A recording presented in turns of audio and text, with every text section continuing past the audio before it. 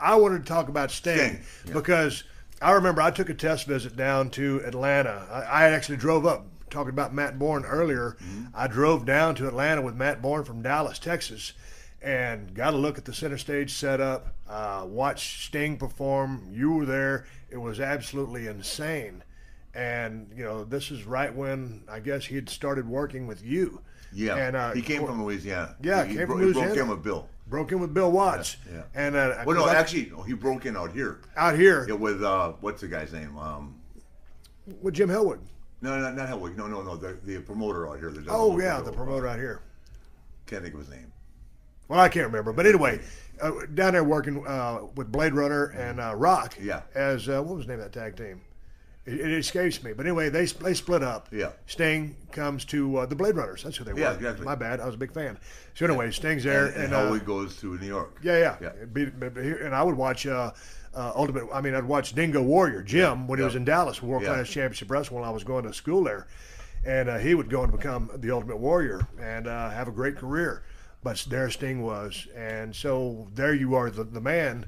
What did you think when you first met Sting? Because you're the guy that really put him on the map. You know, Sting's one of those guys that, what can you say? Just the nicest kid in the world. Yeah. Yeah, I mean, and all he wanted to do was learn. And he had the greatest look. I mean, that look back then with the paint and the long trunks and the crew cut and all a lot the of neon scorpions green and all that stuff. Yeah, and I mean, he had a phenomenal physique. He looked like $1 million, and like Steamboat, I said, let me have this guy. He had a lot of fire. He had a lot of charisma, and that Atlanta crowd. I mean, the local crowd really came to him, and then worldwide did as well. Yeah. But I mean, he really found a home there and found a following. Yeah, we did that 45-minute draw in Greensboro on the Clash of Champions. That got like an 8.5 rating. It was against WrestleMania. Right. Yeah. When was it? I remember when he tore his patella tendon, and I was thinking, oh my God. That was Corpus Christi. Yeah. Clash of Champions, same and he thing. went down. I didn't think he was going to make it back. Neither did I. I didn't. I'm the one that. What happened is climbing into the cage. Yeah. We were beating the crap out of I can't remember who. Getting heat on someone. It was a night that we said, hey, we only gave him 30 minutes, right? To become. It was a great segment, right? Right. And I can't remember what happened, but anyway, we started beating the hell out of somebody, and Steve came down to make the save to climb up the cage, and I knocked him off the cage. He fell down and tore the patella tendon. I didn't know it.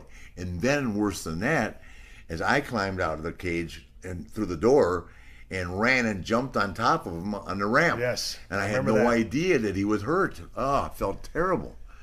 So he goes down. He comes back, and of course, but He was out for a year. Yeah, well, of course. I mean, that's a serious deal. But he made a comeback, and but it was you that put him on the map. Well, I think I had something to do with it. Yeah. Yeah. Well, I mean, who else was he working major programs with?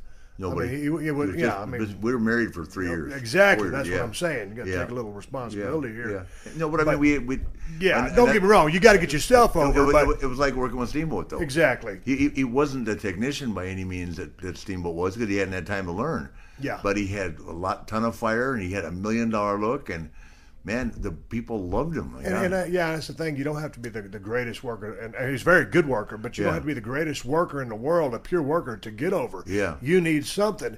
And so when you went to TNA all these years later, and of course he's running strong over there. Yeah. He looks as good as ever. He's cutting he's cutting the best promos of his life. Yeah. And he's on top over there. Yeah. And he just keeps on ticking. He's had a wonderful career. It amazes me that he's never gone to New York. Well, that's the thing, and Yeah. he's the only guy that can't crack the drink. He just won't even have a drop.